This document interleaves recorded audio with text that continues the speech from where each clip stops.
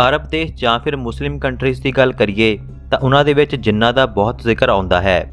Aladdin ਦਾ ਜਿੰਨ ਤਾਂ ਆਪਾਂ ਸਭ ਨੇ ਦੇਖਿਆ ਤੇ ਸੁਣਿਆ ਹੋਵੇਗਾ, ਪਰ ਜਿੰਨਾਂ ਦੀ ਸੱਚਾਈ ਤੋਂ ਆਪਾਂ ਅਕਸਰ ਹੀ ਮੂੰਹ ਮੋੜ ਲੈਂਦੇ ਹਾਂ। ਅਰਬ ਤੇ ਮੁਸਲਿਮ ਦੇਸ਼ਾਂ ਦੇ ਵਿੱਚ ਇਹਨਾਂ ਦਾ ਅੱਜ ਵੀ ਇੱਕ ਖਾਸ ਮਹੱਤਵ ਮੰਨਿਆ ਜਾਂਦਾ ਹੈ। ਇਹ ਵੀ ਕਿਹਾ ਜਾ ਸਕਦਾ ਹੈ ਕਿ ਉਹਨਾਂ ਦੀ ਜ਼ਿੰਦਗੀ ਦਾ ਅਹਿਮ ਹਿੱਸਾ ਹਨ ਜਿੰਨ। ਲੋਕ ਇਹਨਾਂ ਨੂੰ ਚੰਗਾ ਵੀ ਮੰਨਦੇ ਹਨ ਤੇ ਮਾੜਾ ਵੀ। ਹੋਰ ਤਾਂ ਹੋਰ ਇਹਨਾਂ ਜਿੰਨਾਂ ਦਾ ਵੱਖਰਾ ਹੀ ਇਤਿਹਾਸ ਲਿਖਿਆ ਗਿਆ ਹੈ ਤੇ ਇਹਨਾਂ ਦੀਆਂ ਬਹੁਤ ਸਾਰੀਆਂ ਕਿਤਾਬਾਂ ਮਿਲ ਵੀ ਜਾਂਦੀਆਂ ਨੇ। ਪਰ ਜੇਕਰ ਤੁਹਾਨੂੰ ਦੱਸਿਆ ਜਾਵੇ ਕਿ ਭਾਰਤ ਦੇ ਵਿੱਚ ਇੱਕ ਅਜਿਹੀ ਵੀ ਮੁਸਲਿਮ ਯੂਨੀਵਰਸਿਟੀ ਹੈ ਜਿੱਥੇ ਇਹ ਜਿੰਨ ਡਿਗਰੀ ਤੇ ਮਾਸਟਰ ਡਿਗਰੀ ਕਰਦੇ ਨੇ, ਤਾਂ ਇੱਕ ਵਾਰ ਤਾਂ ਤੁਹਾਨੂੰ ਇਹ ਮਜ਼ਾਕ ਲੱਗੇਗਾ, ਪਰ ਅਜਿਹਾ ਸੱਚ ਵਿੱਚ ਹੀ ਹੋ ਰਿਹਾ ਹੈ। ਪਰ ਕੁਝ ਬੰਦਿਸ਼ਾਂ ਕਰਕੇ ਇਹ ਸੱਚਾਈ ਬਾਹਰ ਸ਼ੇਅਰ ਨਹੀਂ ਕੀਤੀ ਜਾ ਸਕਦੀ। ਹਰਨੇਕ ਸਿੰਘ ਜੋ ਕਿ ਜਲੰਧਰ ਦੇ ਰਹਿਣ ਵਾਲੇ ਨੇ, ਉਹਨਾਂ ਨੇ ਆਪਣੀ ਜ਼ਿੰਦਗੀ ਦਾ ਇੱਕ ਪੰਨਾ ਫਰੋਲ ਕੇ ਸਾਹਮਣੇ ਰੱਖਿਆ। ਹਰਨੇਕ ਸਿੰਘ ਦੱਸਦੇ ਨੇ ਕਿ ਜਦੋਂ ਮੈਂ ਨੌਕਰੀ ਤੋਂ ਰਿਟਾਇਰ ਹੋਇਆ ਤਾਂ ਕਿਸੇ ਕੰਮ ਦੇ ਸਿਲਸਿਲੇ ਦੇ ਵਿੱਚ ਇੱਕ ਮੁਸਲਿਮ ਬਿਜ਼ਨਸਮੈਨ ਦੇ ਨਾਲ ਰਾਬਤਾ ਕਾਇਮ ਹੋਇਆ। ਗੱਲਾਂ ਦੇ ਵਿੱਚ ਪੜ੍ਹਾਈ ਦੀ ਗੱਲ ਚੱਲੀ ਤਾਂ ਉਸ ਬਿਜ਼ਨਸਮੈਨ ਨੇ ਦੱਸਿਆ ਕਿ ਮੈਂ ਜਿਸ ਯੂਨੀਵਰਸਿਟੀ ਦੇ ਵਿੱਚ ਪੜ੍ਹਿਆ ਹਾਂ ਉੱਥੇ ਜਿੰਨ ਇਨਸਾਨੀ ਰੂਪ ਲੈ ਕੇ ਪੜ੍ਹਦੇ ਨੇ। ਇਹ ਗੱਲ ਸੁਣ ਕੇ ਮੇਰਾ ਹਾਸਾ ਨਿਕਲ ਗਿਆ। ਮੈਂ ਸੋਚਿਆ ਕਿ ਇੰਨਾ ਪੜ੍ਹ ਕੇ ਇਹ ਇਨਸਾਨ ਕਿਹੋ ਜਿਹੀਆਂ ਗੱਲਾਂ ਕਰ ਰਿਹਾ ਹੈ। ਮੇਰੇ ਵੱਲ ਦੇਖ ਕੇ ਉਹ ਮੁਸਲਿਮ ਬਿਜ਼ਨਸਮੈਨ ਕਹਿਣ ਲੱਗਿਆ ਕਿ ਇਹ ਕੋਈ ਮਜ਼ਾਕ ਦੀ ਗੱਲ ਨਹੀਂ ਹੈ। ਮੈਂ ਦਿਓਬੰਦ ਯੂਨੀਵਰਸਿਟੀ ਦੇ ਵਿੱਚ ਪੜ੍ਹਿਆ ਹਾਂ, ਜੋ ਕਿ ਮੁਸਲਿਮ ਯੂਨੀਵਰਸਿਟੀਆਂ ਦੇ ਵਿੱਚੋਂ ਕੈਰੋ ਯੂਨੀਵਰਸਿਟੀ ਤੋਂ ਬਾਅਦ ਦੂਜੇ ਨੰਬਰ ਤੇ ਆਉਂਦੀ ਹੈ ਤੇ ਮੇਰੀ ਗੱਲ ਝੂਠੀ ਨਹੀਂ ਹੈ, ਸਗੋਂ ਇੱਕ ਅੱਖਰ ਸੱਚ ਹੈ। ਚਲੋ ਇਹ ਗੱਲ ਖਤਮ ਹੋਈ ਕਿਉਂਕਿ ਮੈਂ ਵਿਸ਼ਵਾਸ ਨਹੀਂ ਕਰਦਾ ਸੀ ਇਹੋ ਜਿਹੀਆਂ ਗੱਲਾਂ ਦੇ ਉੱਤੇ। ਸੋ ਸਮਾਂ ਬੀਤਿਆ ਤਾਂ ਮੇਰੀ ਵੱਡੀ ਲੜਕੀ ਮੁਜ਼ੱਫਰਪੁਰ ਸ਼ਹਿਰ ਦੇ ਵਿੱਚ ਵਿਆਹੀ ਹੋਈ ਸੀ। ਉੱਥੇ ਰਿਸ਼ਤੇਦਾਰੀ ਦੇ ਵਿੱਚ ਇੱਕ ਵਿਆਹ ਆਇਆ ਤੇ ਮੈਂ ਮੁਜ਼ੱਫਰਪੁਰ ਗਿਆ। ਵਿਆਹ ਦਾ ਕਾਰਜ ਹੋਇਆ ਤਾਂ ਮੈਂ ਆਪਣੇ ਕੁੜਮਾਂ ਨੂੰ ਗੱਲਾਂ ਦੇ ਵਿੱਚ ਪੁੱਛਿਆ ਕਿ ਮੈਂ ਸੁਣਿਆ ਹੈ ਕਿ ਦਿਓਬੰਦ ਯੂਨੀਵਰਸਿਟੀ ਦੇ ਵਿੱਚ ਜਿੰਨ ਇਨਸਾਨੀ ਰੂਪ ਲੈ ਕੇ ਪੜ੍ਹਦੇ ਨੇ। ਮੇਰੇ ਕੁੜਮਾਂ ਨੇ ਕਿਹਾ ਕਿ ਆਪਾਂ ਸੁਣਿਆ ਤਾਂ ਬਹੁਤ ਵਾਰ ਹੈ, ਪਰ ਆਪਾਂ ਇਸ ਵੱਲ ਜ਼ਿਆਦਾ ਧਿਆਨ ਨਹੀਂ ਦਿੱਤਾ। ਉਹਨਾਂ ਕਿਹਾ ਕਿ ਸਾਡਾ ਇੱਕ ਜਾਣਕਾਰ ਜ਼ਰੂਰ ਹੈ ਜੋ ਉਸ ਯੂਨੀਵਰਸਿਟੀ ਦੇ ਵਿੱਚ ਪੜ੍ਹਿਆ ਹੈ, ਤੁਸੀਂ ਉਸ ਦੇ ਨਾਲ ਗੱਲ ਕਰ ਸਕਦੇ ਹੋ। ਮੇਰੇ ਕੁੜਮ ਮੈਨੂੰ ਸ਼ਹਿਰ ਦੇ ਵਿੱਚ ਇੱਕ ਬੂਟਾ ਦੀ ਦੁਕਾਨ ਦੇ ਉੱਤੇ ਲੈ ਗਏ। ਉਸ ਦੁਕਾਨ ਦਾ ਮਾਲਕ ਮੈਨੂੰ ਕਹਿਣ ਲੱਗਿਆ ਕਿ ਮੈਂ ਉੱਥੇ ਹੀ ਦਿਓਬੰਦ ਯੂਨੀਵਰਸਿਟੀ ਦੇ ਵਿੱਚ ਪੜ੍ਹਿਆ ਹਾਂ। ਇਹ ਗੱਲ 100% ਸੱਚ ਹੈ ਕਿ ਉੱਥੇ ਜਿੰਨ ਇਨਸਾਨੀ ਰੂਪ ਲੈ ਕੇ ਪੜ੍ਹਦੇ ਨੇ, ਪਰ ਹੁਕਮਾਂ ਮੁਤਾਬਕ ਇਹ ਗੱਲ ਬਾਹਰ ਸਾਂਝੀ ਨਹੀਂ ਕੀਤੀ ਜਾ ਸਕਦੀ। ਮੇਰੇ ਦਿਲ ਵਿੱਚ ਹੁਣ ਇਹ ਗੱਲ ਪੱਕੀ ਬੈਠ ਚੁੱਕੀ ਸੀ। ਮੈਂ ਇਸ ਗੱਲ ਦੀ ਪੁਸ਼ਟੀ ਕਰਨ ਵਾਸਤੇ ਯੂਨੀਵਰਸਿਟੀ ਚਲਿਆ ਗਿਆ, ਜੋ ਕਿ ਉੱਥੋਂ 20 ਕਿਲੋਮੀਟਰ ਦੀ ਦੂਰੀ ਤੇ ਸੀ। ਸਕੂਟਰ ਤੇ ਮੈਂ ਯੂਨੀਵਰਸਿਟੀ ਨਿਕਲਿਆ, ਪਰ ਉਸ ਯੂਨੀਵਰਸਿਟੀ ਦੇ ਅੰਦਰ ਕਿਸੇ ਬਾਹਰ ਵਾਲੇ ਵਿਅਕਤੀ ਦਾ ਦਾਖਲਾ ਮਨਜ਼ੂਰ ਨਹੀਂ ਸੀ।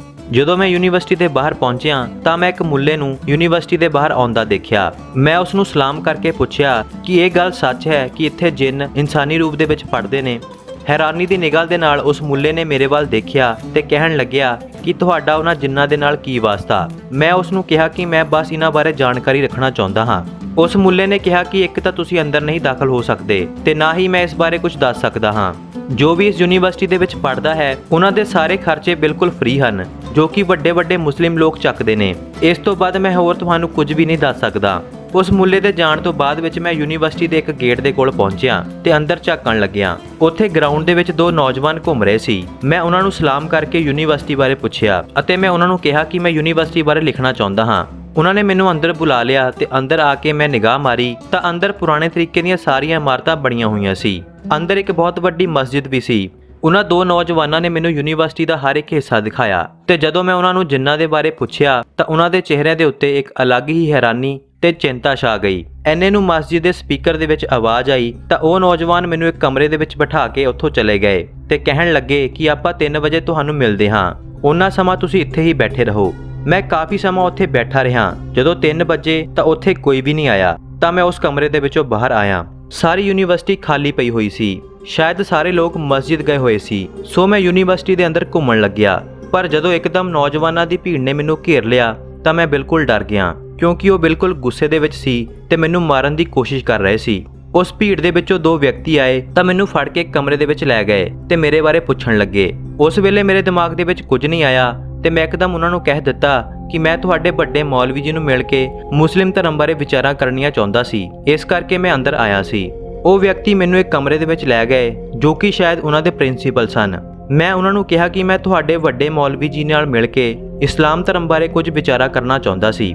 ਪ੍ਰਿੰਸੀਪਲ ਦੇ ਕਹਿਣ ਦੇ ਉੱਤੇ ਮੈਨੂੰ ਯੂਨੀਵਰਸਿਟੀ ਦੇ ਪਿਛਲੇ ਪਾਸੇ ਇੱਕ ਵੱਡੇ ਹਿੱਸੇ ਦੇ ਵਿੱਚ ਲੈ ਗਏ। ਜਦੋਂ ਮੈਨੂੰ ਮੌਲਵੀ ਦੇ ਕੋਲ ਲਿਜਾਇਆ ਜਾ ਰਿਹਾ ਸੀ ਤਾਂ ਇੱਕ ਕਮਰੇ ਦੇ ਵਿੱਚ ਮੈਂ ਉਹਨਾਂ 2 ਨੌਜਵਾਨਾਂ ਨੂੰ ਦੇਖਿਆ ਸੀ ਜਿਨ੍ਹਾਂ ਨੇ ਮੈਨੂੰ ਯੂਨੀਵਰਸਿਟੀ ਦੇ ਵਿੱਚ ਅੰਦਰ ਦਾਖਲਾ ਕਰਵਾਇਆ ਸੀ। ਉਹਨਾਂ ਨੂੰ ਉੱਥੇ ਬੰਨ੍ਹ ਕੇ ਰੱਖਿਆ ਹੋਇਆ ਸੀ। ਅੱਗੇ ਇੱਕ ਵੱਡੇ ਕਮਰੇ ਦੇ ਵਿੱਚ ਇੱਕ ਮੌਲਵੀ ਜੀ ਸਫੇਦ ਕੱਪੜਿਆਂ ਦੇ ਵਿੱਚ ਚਿੱਟੇ ਮਾਰਬਲ ਦੇ ਉੱਤੇ ਸਫੇਦ ਗੱਦਿਆਂ ਦੇ ਉੱਤੇ ਬੈਠੇ ਹੋਏ ਸੀ ਤੇ ਨਾਲ ਉਹਨਾਂ ਦੇ ਕੁਝ ਸ਼ਾਗਿਰਦ ਵੀ ਬੈਠੇ ਹੋਏ ਸੀ। ਮੈਂ ਸਲਾਮ ਕਰਕੇ ਉਹਨਾਂ ਦੇ ਨਾਲ ਕੁਝ ਵਿਚਾਰਾਂ ਕੀਤੀਆਂ ਤੇ ਗੱਲਾਂ-ਗੱਲਾਂ ਦੇ ਵਿੱਚ ਮੈਨੂੰ ਉਹਨਾਂ ਨੇ ਕਿਹਾ ਕਿ ਤੁਸੀਂ ਸੱਚਾਈ ਦੱਸੋ ਕਿ ਤੁਸੀਂ ਇੱਥੇ ਕਿਉਂ ਆਏ ਸੀ। ਮੈਂ ਡਰਦੇ ਹੋਏ ਨੇ ਕਹਿ ਦਿੱਤਾ ਕਿ ਮੈਂ ਸੁਣਿਆ ਸੀ ਕਿ ਇੱਥੇ ਜਿੰਨ ਪੜਦੇ ਨੇ, ਮੈਂ ਬਸ ਇਹੀ ਦੇਖਣ ਆਇਆ ਸੀ ਕਿ ਇਹ ਸੱਚ ਹੈ ਜਾਂ ਫਿਰ ਝੂਠ। ਮੌਲਵੀ ਮੈਨੂੰ ਕਹਿਣ ਲੱਗਿਆ ਕਿ ਤੁਹਾਨੂੰ ਬਾਹਰ ਇੱਕ ਵਿਅਕਤੀ ਮਿਲਿਆ ਸੀ ਜਿਸ ਨੇ ਤੁਹਾਨੂੰ ਅੰਦਰ ਜਾਣ ਤੋਂ ਮਨਾ ਕੀਤਾ ਸੀ, ਤਾਂ ਫਿਰ ਤੁਸੀਂ ਜਿੰਨਾਂ ਬਾਰੇ ਜਾਣਨ ਵਾਸਤੇ ਯੂਨੀਵਰਸਿਟੀ ਦੇ ਅੰਦਰ ਕਿਉਂ ਆਏ। ਮੈਂ ਹੈਰਾਨ ਹੋ ਗਿਆ ਕਿ ਉਸ ਨੂੰ ਕਿਵੇਂ ਪਤਾ ਲੱਗਿਆ ਕਿ ਮੈਂ ਬਾਹਰ ਇੱਕ ਵਿਅਕਤੀ ਨੂੰ ਮਿਲਿਆ ਸੀ। ਮੌਲਵੀ ਮੈਨੂੰ ਕਹਿਣ ਲੱਗਿਆ ਕਿ ਤੁਹਾਨੂੰ ਅੰਦਰ ਨਹੀਂ ਆਉਣਾ ਚਾਹੀਦਾ ਸੀ।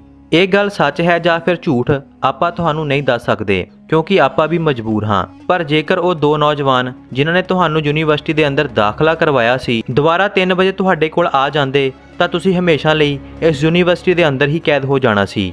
ਉਸ ਮੌਲਵੀ ਨੇ ਮੈਨੂੰ ਕਿਹਾ ਕਿ ਆਪਣੇ ਮੁਰਸ਼ਦ ਨੂੰ ਯਾਦ ਕਰਕੇ ਇੱਥੋਂ ਸਿੱਧੇ ਬਾਹਰ ਚਲੇ ਜਾਓ ਤੇ ਇਸ ਗੱਲ ਬਾਰੇ ਕਿਸੇ ਦੇ ਨਾਲ ਯੂਨੀਵਰਸਿਟੀ ਦੇ ਵਿੱਚ ਜ਼ਿਕਰ ਨਾ ਕਰਿਓ ਤੇ ਪਿੱਛੇ ਮੁੜ ਕੇ ਵੀ ਨਾ ਦੇਖਣਾ। ਮੈਂ ਇੱਕ ਵੱਡੀ ਚਾਰਦੀਵਾਰੀ ਦੇ ਵਿੱਚ ਕੈਦ ਹੋ ਚੁੱਕਿਆ ਸੀ ਜਿੱਥੇ ਕੋਈ ਪੰਜਾਬੀ, ਸਿੱਖ, ਹਿੰਦੂ ਨਹੀਂ ਸੀ ਤੇ ਮੈਂ ਬਿਲਕੁਲ ਡਰ ਚੁੱਕਿਆ ਸੀ। ਉੱਥੋਂ ਉੱਠ ਕੇ ਮੈਂ ਬਾਹਰ ਦਰਵਾਜ਼ੇ ਵੱਲ ਚੱਲ ਪਿਆ ਤੇ ਜਦੋਂ ਮੈਂ ਉੱਥੋਂ ਜਾਣ ਲੱਗਿਆ ਤੇ ਦਰਵਾਜ਼ੇ ਕੋਲ ਪਹੁੰਚਿਆ ਤਾਂ ਮੈਂ ਦੇਖਿਆ ਕਿ ਮੇਰੇ ਸਕੂਟਰ ਦੀ ਚਾਬੀ ਉਸ ਮੌਲਵੀ ਦੇ ਕੋਲ ਹੀ ਪਈ ਰਹਿ ਗਈ ਸੀ। ਜਦੋਂ ਮੈਂ ਪਿੱਛੇ ਮੁੜ ਕੇ ਦੇਖਿਆ ਤਾਂ ਉੱਥੇ ਕੁਝ ਵੀ ਨਹੀਂ ਸੀ। ਕੁਝ ਸਕਿੰਟਾਂ ਦੇ ਅੰਦਰ ਹੀ ਸਭ ਕੁਝ ਬਦਲ ਚੁੱਕਿਆ ਸੀ। ਇੱਕ ਆਲੀਸ਼ਾਨ ਮਾਰਬਲ ਦਾ ਕਮਰਾ ਬਿਲਕੁਲ ਖੰਡਰ ਦੇ ਵਿੱਚ ਤਬਦੀਲ ਹੋ ਚੁੱਕਿਆ ਸੀ ਤੇ ਨਾ ਹੀ ਉੱਥੇ ਕੋਈ ਮੌਲਵੀ ਸੀ ਤੇ ਨਾ ਹੀ ਉਸ ਦਾ ਕੋਈ ਸ਼ਾਗਿਰਦ। ਮੈਂ ਜਲਦੀ ਦੇ ਨਾਲ ਉੱਥੋਂ ਚਾਬੀ ਚੱਕੀ ਤੇ ਬਾਹਰ ਵੱਲ ਭੱਜਿਆ। ਉਹ ਕਮਰਾ ਜਿੱਥੇ ਦੋ ਨੌਜਵਾਨਾਂ ਨੂੰ ਕੈਦ ਕਰਕੇ ਰੱਖਿਆ ਹੋਇਆ ਸੀ ਉਹ ਵੀ ਖੰਡਰ ਬਣ ਚੁੱਕਿਆ ਸੀ। ਕਾਫੀ ਬਾਹਰ ਆ ਕੇ ਜਦੋਂ ਯੂਨੀਵਰਸਿਟੀ ਦੀਆਂ ਨਵੀਆਂ ਬਿਲਡਿੰਗਾਂ ਸ਼ੁਰੂ ਹੋਈਆਂ ਤੇ ਉੱਥੇ ਮੈਨੂੰ ਇੱਕ ਚੌਕੀਦਾਰ ਮਿਲਿਆ ਤੇ ਉਸਨੇ ਮੈਨੂੰ ਪੁੱਛਿਆ ਕਿ ਸਰਦਾਰ ਜੀ ਤੁਸੀਂ ਅੰਦਰ ਕਿਵੇਂ ਦਾਖਲ ਹੋਏ ਤੇ ਇੰਨੇ ਡਰੇ ਹੋਏ ਕਿਉਂ ਹੋ।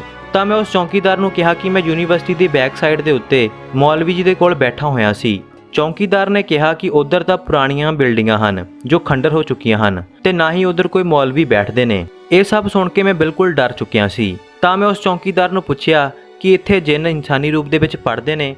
ਤਾਂ ਉਹ ਚੌਕੀਦਾਰ ਹੱਸਣ ਲੱਗਿਆ ਤੇ ਮੈਨੂੰ ਕਹਿਣ ਲੱਗਿਆ ਕਿ ਸਰਦਾਰ ਜੀ ਤੁਸੀਂ ਇੱਥੋਂ ਚਲੇ ਜਾਓ। ਮੈਂ ਬਿਨਾਂ ਕਿਸੇ ਨੂੰ ਕੁਝ ਪੁੱਛੇ ਉਸ ਯੂਨੀਵਰਸਿਟੀ ਤੋਂ ਬਾਹਰ ਆ ਗਿਆ ਤੇ ਸਕੂਟਰ ਚੁੱਕ ਕੇ ਸਿੱਧਾ ਆਪਣੇ ਰਿਸ਼ਤੇਦਾਰਾਂ ਦੇ ਘਰ ਪਹੁੰਚਿਆ ਤੇ ਉੱਥੋਂ ਮੈਂ ਪੰਜਾਬ ਵਾਪਸ ਆ ਗਿਆ। ਪਰ ਅੱਜ ਤੱਕ ਮੈਂ ਉਸ ਗੱਲ ਨੂੰ ਭੁੱਲ ਨਹੀਂ ਸਕਿਆ। ਉੱਥੇ ਜਿੰਨ ਇਨਸਾਨੀ ਰੂਪ ਦੇ ਵਿੱਚ ਪੜਦੇ ਹਨ ਜਾਂ ਫਿਰ ਨਹੀਂ, ਇਸ ਗੱਲ ਦਾ ਜਵਾਬ ਤਾਂ ਨਹੀਂ ਮਿਲਿਆ, ਪਰ ਉੱਥੇ ਕੁਝ ਅਜਿਹਾ ਜ਼ਰੂਰ ਸੀ ਜੋ ਕਿ ਜਿੰਨਾਂ ਦੇ ਵੱਲ ਹੀ ਇਸ਼ਾਰਾ ਕਰ ਰਿਹਾ ਸੀ।